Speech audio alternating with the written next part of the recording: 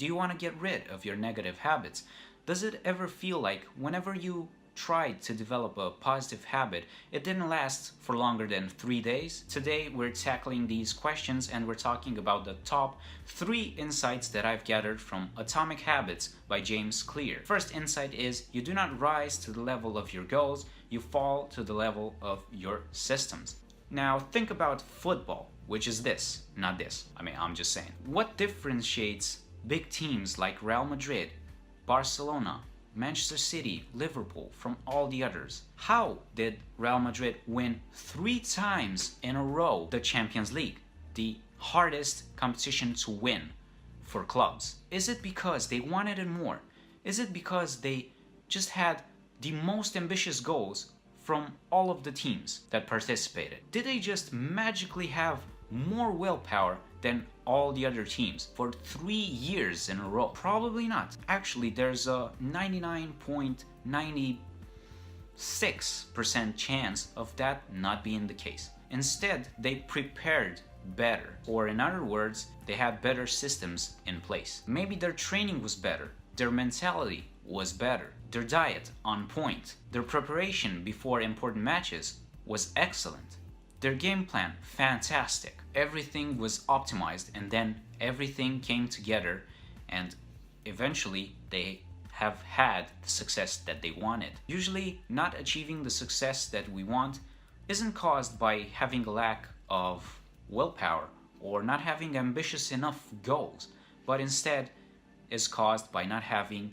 good systems put into place. We should focus more on the activities that we do each day that can add up over time, rather than adjusting our goals and thinking that we should just try harder. Maybe we should set more ambitious goals to be more motivated to do something about that. Having goals is important because we need direction, but the systems that we implement are crucial for achieving those goals. We can have the best goals in the world, but if our systems are broken, we will not achieve those goals. And on the other hand, if you think about it, if you would not have a very specific goal, but if your system will be great, then you will achieve some sort of success even though you haven't specifically chosen any goals. The systems are more important. We should focus more on the daily activities that we can do in order to achieve our goals, rather than adjusting the goals too much. The second best insight I've gathered from this book is 1% better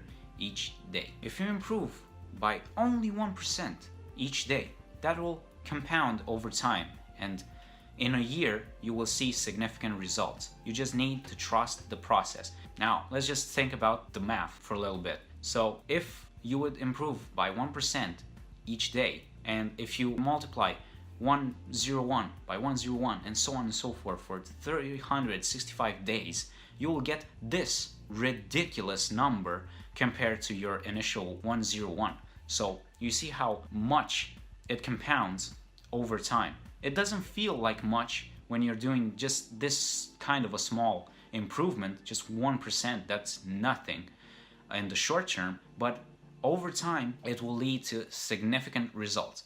And on the other hand, if you get worse by just 1% each day, then this is the result that you will get, which is significantly worse.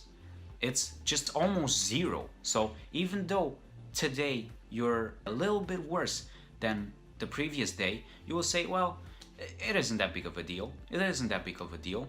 What is the actual difference if today I eat pizza instead of a salad?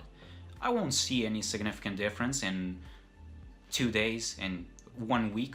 It won't matter that much. It doesn't really matter, right? But if you consistently do this, if you do this trade consistently, in 1 year, you will see the difference. And the temporary pleasure that you get from eating that pizza will be trumped by the state you will be in 1 year. You will be so unsatisfied after 1 year, and you will probably regret having made that trade very often. Basically, you should trust the process. Even though you improve by just a little bit each day, trust that in time you will get the results that you want. And also trust that even if you become worse by very little today, if you consistently do that, you will get very bad results after a while. Even though you won't see the results now, trust that they will come in time. And the third insight from this book is that the process of building a habit can be divided into 4 steps: cue, craving, response, and reward. The cue is basically the trigger that gives you the craving. Like if you are in your home, if you just see your console controller, then you have the craving, you want to play video games. And then you have the response, you just go to the controller, press a button, activate the console, and that's it, you can play.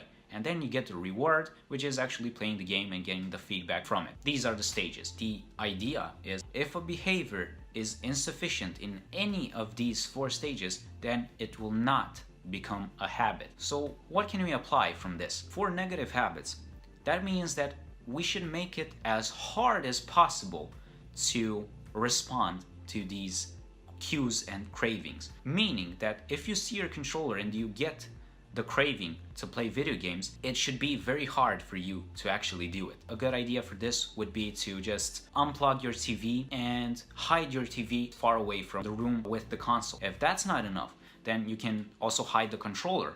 So you can get rid of one of the cues, one of the possible cues that you will have to play video games. You know, you get rid of the controller, you just put it in a different place in your home, very far away from both the console and the TV. If that's not enough, you can set up a password on your console and you sign out every time you finish playing, such that whenever you want to do it again, you should enter your password. And that password should be randomly generated, be ridiculously long and impossible to memorize. And you write that password down and put that note in a completely different place in your house. So all these things make it very hard to actually do it. So if you would have this system put into place, probably your desire to play video games will be trumped by all this friction that you've put in front of you. You will not realistically do this every time you want to play video games. It will be very hard compared to the first scenario where you just see the controller go, press a button, and you can play. Now you have to get your TV, carry it around, put it near your console, plug it in, then get your controller from the other side of your house, get your controller, then get the password, put in your password that would be very easy to misspell, and then you can actually play. There are so many obstacles in the way that you will probably not even bother to do all these things. That's one of the ways you can get rid of the negative habits. And for the positive ones, it's actually the reverse. You should make all these 4 stages, cue, craving, response, and reward, to be as easy as possible, especially the response, to be as easy as possible to do. Meaning that if, for example, you want to start going to the gym, then you should just try to show up to the gym, which is significantly easier than just trying to do everything at once. Because most people, when they want to go to the gym, you know, the classic New Year's resolution, they all have such high motivation and they want to do everything at once. They want to go all in from the start. They want to go to the gym, change their diet, work out 5 times a week, not eat any junk food, just do everything at once. And that's a mistake, because that kind of habit doesn't stick, doesn't get implemented because it's too hard. But instead, if you set yourself these micro successes, if you would just say, you know what, if today is a workout day and I just show up to the gym and stay there for 1 minute and then go home, if I consider that to be a success, then having a success will feed back into the next cue and to the next cycle of this habit. If you just show to the gym now, the next time it will be a little bit easier for you to do the same. And after a while, it will become so automatic that it's a habit. Only then you can realistically improve that one. Another great idea from the book is that a habit must first be established before it can be optimized. So if you're not in the habit of going to the gym, of showing up to the gym, it doesn't make sense to optimize everything. If you just have motivation and want to go to the gym and just consider, if I do barbell curls, would that be better than doing dumbbell curls? or if I do compound movements, is that better than doing isolation exercises? Dude, you're not even going to the gym. Dude, you're not even going to the gym. Just show up. Build that habit of just showing up to the gym. You know, you're just optimizing the higher level, but you haven't even started yet. And it is too easy to become overwhelmed by all the things that you need to do.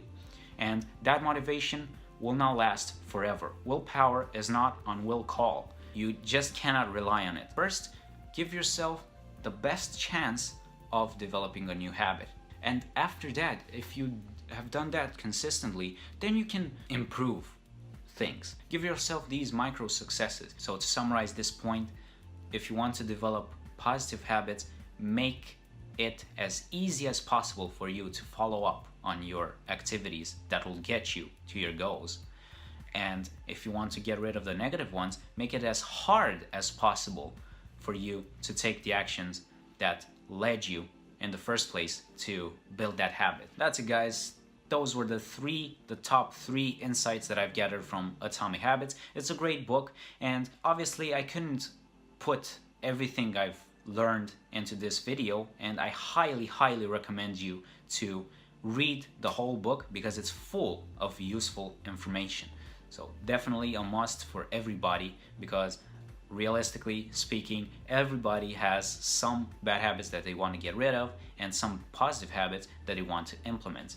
So yeah, definitely a great book for anyone. And yeah, that's it. If you like this content, then consider subscribing and turning the bell button on to be notified when I post new videos, and I'll see you in the next one.